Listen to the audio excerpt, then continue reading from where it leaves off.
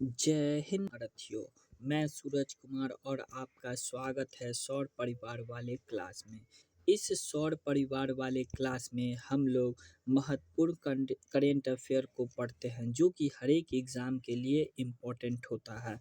तो चलिए स्टार्ट करते हैं आज का अपना क्लास। और स्टार्ट करने से पहले देखते हैं एक मोटिवेशन कोड जो कि आपके दिन को एकदम अच्छा बना देगा। कह रहा है बस आप है ना, बस आप लगातार अपने मंजिल की ओर चलते रहिए, रास्ता आपको मिल ही जाएंगे। कह रहा है कि आप जिधर जो भी मंजिल पे चल रहे हैं उस पे आप लगातार चलिए रहिए, रास्ता जो है एक कदम ऐसे बढ़ते बढ़ते आपको मिलता ही चला जाएगा, रुकना नहीं है। देखिए कहते रहता ना कि रुका हुआ पानी भी सड़ जाता है, तो इसलिए आपको रुकना नहीं है, दौड़िए, है ना। कहता है ना कि दौड़ सकते हैं तो दौड़िए, दौड़ नहीं सकते हैं तो चलिए, चल नहीं सकते हैं तो यानी कि रेंगिए लेकिन रुकिए मत। ठीक है, तो अब आगे बढ़ते हैं। आज का अपना पहला सवाल है आपको क्वेश्चन नंबर 1 में कह रहा है हाल ही में सेंटिनल-B6 उपग्रह को किस रॉकेट से लॉन्च किया गया है। यानी कि ये जो है सेंटिनल-B6 उपग्रह इसको किस रॉकेट से लॉन्च किया गया है। तो देख सकते हैं आपके सामने में यहाँ पे 5 ऑप्शन है। तो ये जो है स्पेस एक्स का ही रॉकेट है। तो कौन है वो है आपको फाल्कन 9 यानी कि option number C. Option number C जो है इस सवाल का सही आंसर है। ये जो उपग्रह भेजा जा रहा है है ना, सेंटिनल-B6 उपग्रह किससे भेजा जा रहा है, तो फाल्कन 9 से भेजा जा रहा है। और किस कंपनी का है, तो स्पेस एक्स, वही इलोन मस्क वाले कंपनी का है। ठीक है, तो क्या हो जाएगा इसका आंसर, यानी कि फाल्कन 9। तो क्या है इसके बारे में इंफॉर्मेशन कर रहा है, सेंटिनल-9 है ना 6B उपग्रह को हाल ही में फाल्कन 9 रॉकेट से लॉन्च किया गया है। यह परीक्षण 17 नवंबर 2025 को स्पेस एक्स के फाल्कन 9 रॉकेट द्वारा कैलिफोर्निया के वेंडिनबर्ग स्पेस फोर्स बेस से किया गया है। तो याद रहेगा, मेन इम्पोर्टेंट है ये फाल्कन 9, और ये फाल्कन 9 जो रॉकेट जो है किसका है, तो स्पेस एक्स का है। इसका उद्देश्य क्या है, तो इसका उद्देश्य है समुद्र के स्तर की चेतावनी, है ना, निगरानी करना, यानी कि समुद्र का स्तर कितना बढ़ रहा है और कितना कम रहा है। तो चलिए अब आगे बढ़ते हैं। नेक्स्ट सवाल है आपका क्वेश्चन नंबर सेकंड में कह रहा है कि हाल ही में 8वां भारतीय ब्रिटेन अजय वॉरियर सैन्य अभ्यास कहाँ हुआ है। तो इसका मतलब क्या हुआ, अजय वॉरियर जो है किसके किसके बीच में अभ्यास होता है, तो भारत और ब्रिटेन के बीच में अभ्यास होता है। तो 21वां संस्करण है, तो 8वां संस्करण है। तो कहाँ हुआ है, तो आपको बताना है। तो क्या हो जाएगा इसका सही आंसर, आपके सामने में यहाँ पे 5 ऑप्शन है। तो क्या हो जाएगा इसका सही आंसर, इसका सही आंसर हो जाएगा ए, यानी कि बीकानेर जो कि राजस्थान में पड़ता है।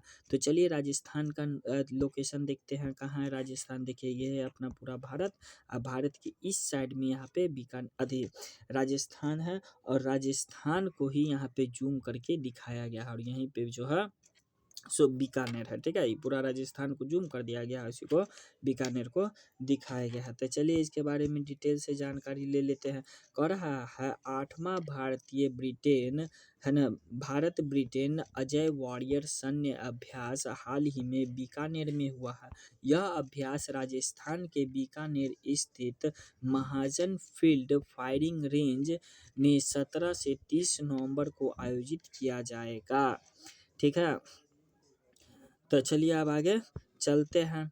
नेक्स्ट सवाल है क्वेश्चन नंबर 3 में क्या कह रहा है, क्वेश्चन नंबर 3 में कह रहा है आपको हाल ही में ड्रग तस्करी वाले जहाज के विरुद्ध ऑपरेशन सर्दन स्पीयर किसने लॉन्च किया। तो देखिए ये क्या है, ये ड्रग तस्करी है। ड्रग तस्करी मतलब समझते हैं ना, नशा वाला पदार्थ होता है, उसको तस्करी मतलब चुरा करके एक देश से दूसरे देश में ले जाना।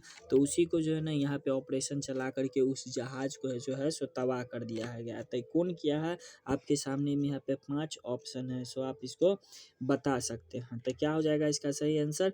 इसका सही आंसर हो जाएगा ऑप्शन सी, यानी कि यूएसए। यूएसए जो है सो ड्रग तस्करी वाले जहाज के विरुद्ध जो है ऑपरेशन सर्दन एस्पियर स्टार्ट किया था। पूछेगा ऑपरेशन सर्दन एस्पियर कौन स्टार्ट किया है, तो यूएसए स्टार्ट किया है। तो चलिए यूएसए का लोकेशन देख लेते हैं। देखिए यहाँ पे ये इसका आंसर हो गया।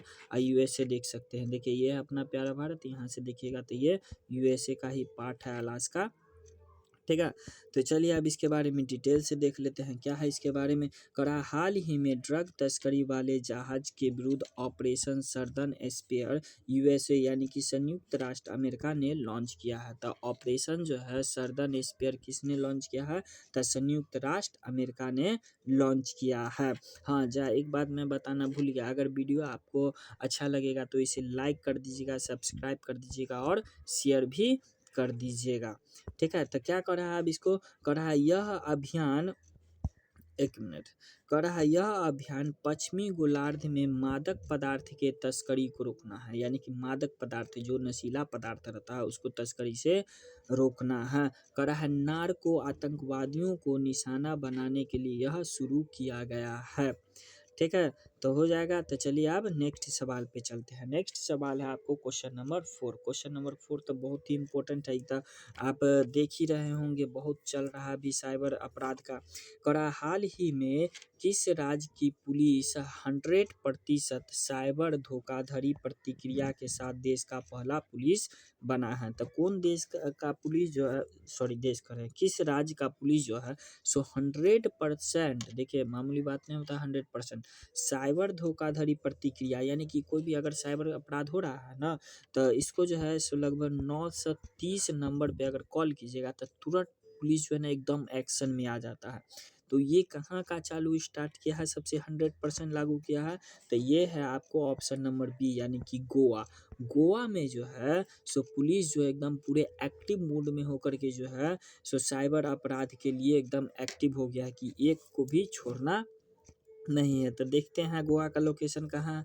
देखिए यही अपना प्यारा भारत है, यहाँ पे गोवा है, इसी को गोवा वाले बीच पे देखिए गोवा को बड़ा करके बताया गया है। तो नॉर्थ गोवा और साउथ गोवा है ना। तो क्या हो जाएगा इसका आंसर, गोवा हो जाएगा। क्या है इसके बारे में इंफॉर्मेशन करा ना, गोवा पुलिस राष्ट्रीय हेल्पलाइन नंबर 1930 पर कोई भी साइबर धोखाधड़ी कॉल पर 100% प्रतिक्रिया रिस्पॉन्ड रेट हासिल करने वाला देश का पहला पुलिस है।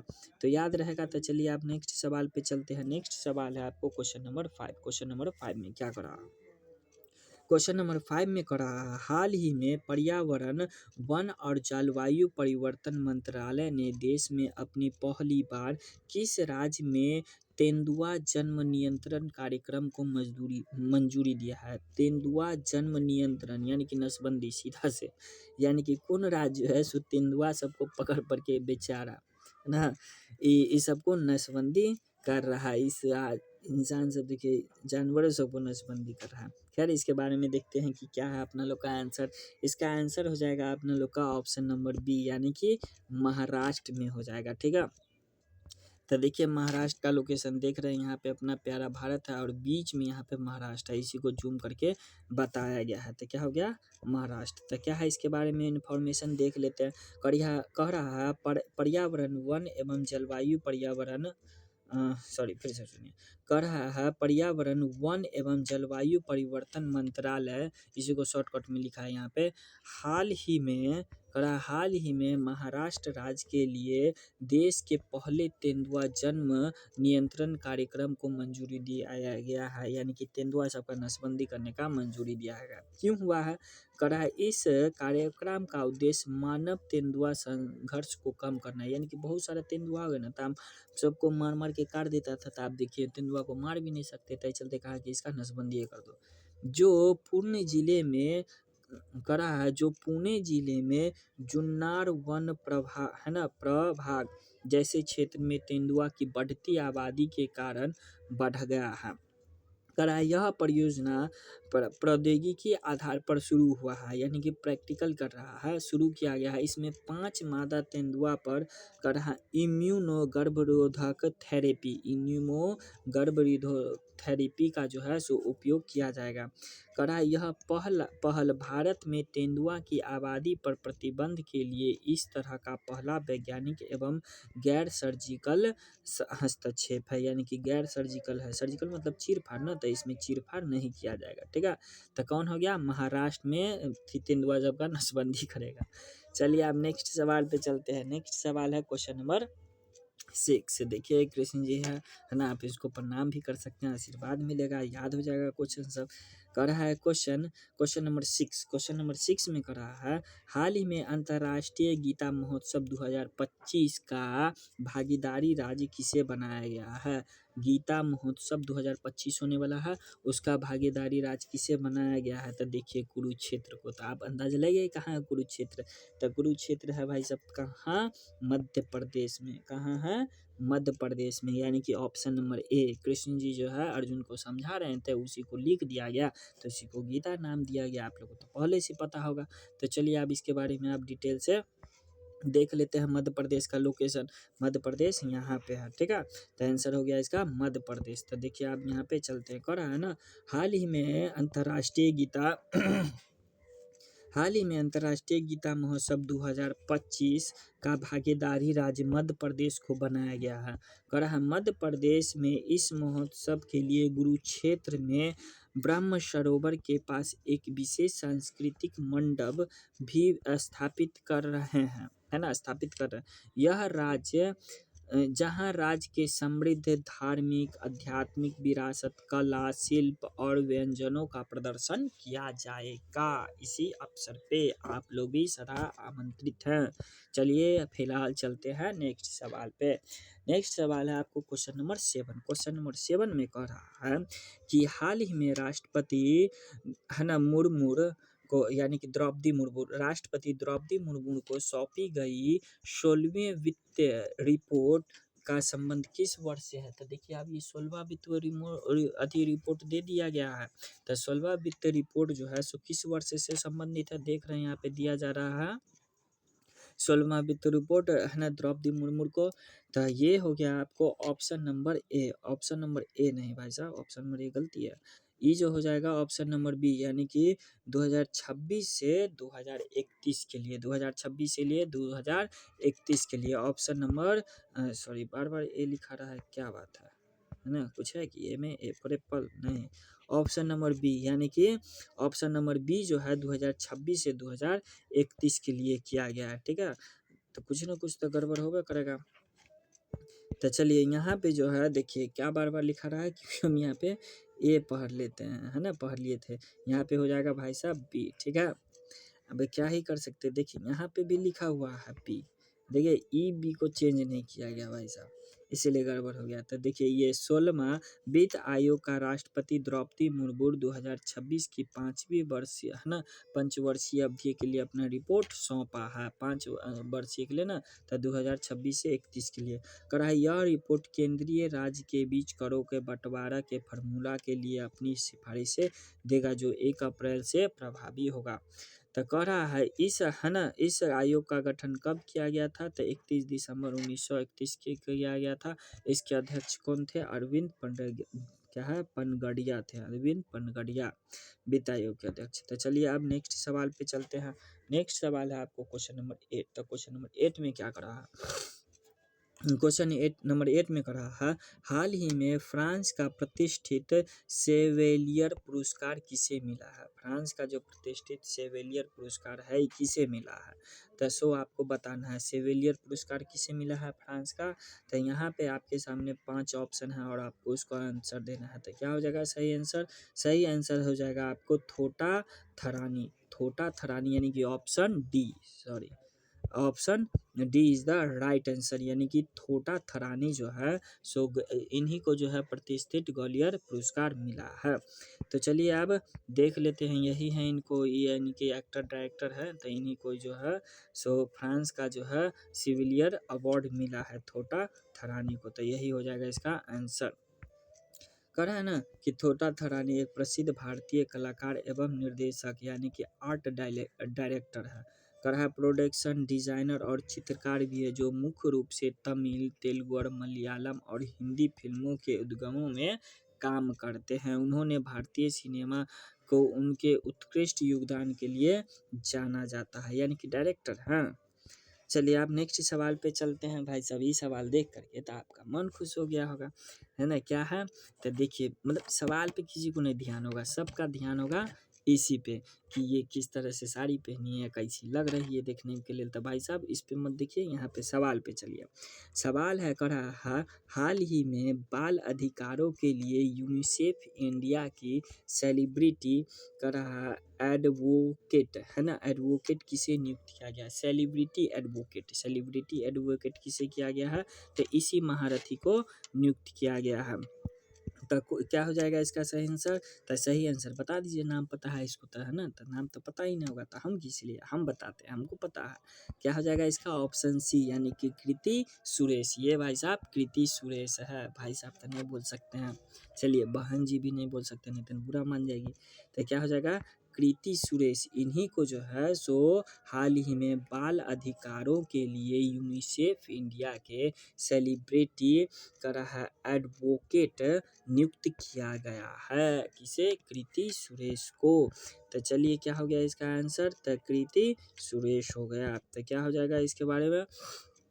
कह रहा है ना राष्ट्रीय पुरस्कार विजेता, है ना, विजेता अभिनेत्री कृति सुरेश को हाल ही में यूनिसेफ इंडिया के सेलिब्रिटी एडवोकेट नियुक्त किया गया है। नियुक्ति का कारण क्या है? कृति सुरेश अब बच्चों और किशोरों के मानसिक स्वास्थ्य और कल्याण, करा शिक्षा और लैंगिक समानता जैसे मुद्दों पर जागरूकता फैलाएगी, यानी कि इनका प्रचार दिखता हुआ मिलेगा इस मैडम का। तो चलिए आप नेक्स्ट सवाल पे चलते हैं। क्या हो जाएगा नेक्स्ट सवाल?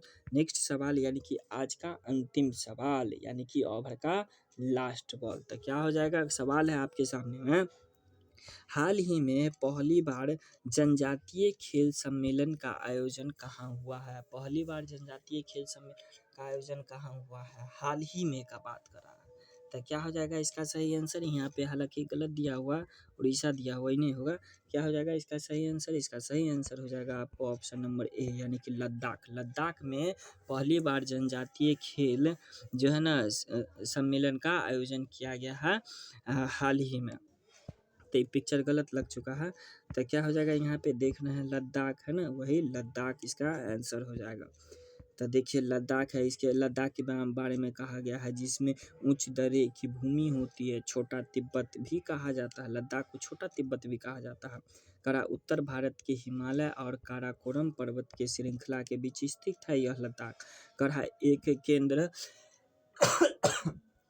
एक केंद्र शासित प्रदेश है जो अपने आश्चर्यजनक प्राकृतिक सुंदरता, बिहारी इलाकों और समृद्ध बौद्धिक संस्कृति के लिए प्रसिद्ध है। लद्दाख में कैसा है? बौद्धिक संस्कृति है। तो चलिए हो गया है।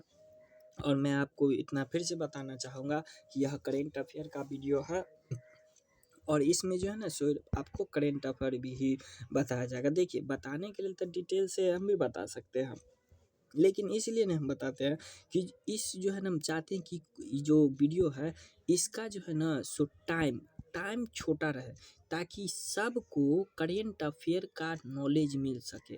काहे कि ताकि वो जो है ना सो दूसरा से दूसरा और भी चीज़ का अपना रिवीजन कर सके। सिर्फ इसमें ही नहीं, करेंट अफेयर के चक्कर में ही नहीं 1 घंटा 2 घंटा अपना बर्बाद कर देना। तो क्या होते रहता है, ज़्यादा समय से देखने से आदत लग जाते रहता है और भी उसका आदत ख़राब हो जाता है। तो इसीलिए हम चाहते हैं कि इसको लेंथ कम रखें, ताकि जितना भी इम्पोर्टेंट करेंट अफेयर है आपको वो पढ़ाया जाए, ताकि आप मेन क्वेश्चन से भटके नहीं। ठीक है, तो यही है। तो अब आगे बढ़ते हैं। अगर आपको वीडियो अच्छा लगा हो तो इसे लाइक, सब्सक्राइब और कमेंट भी कर दीजिएगा। तो आज की सेवा यहीं पे समाप्त करते हैं और मिलते हैं अब कल। तब तक के लिए जय हिंद, जय भारत।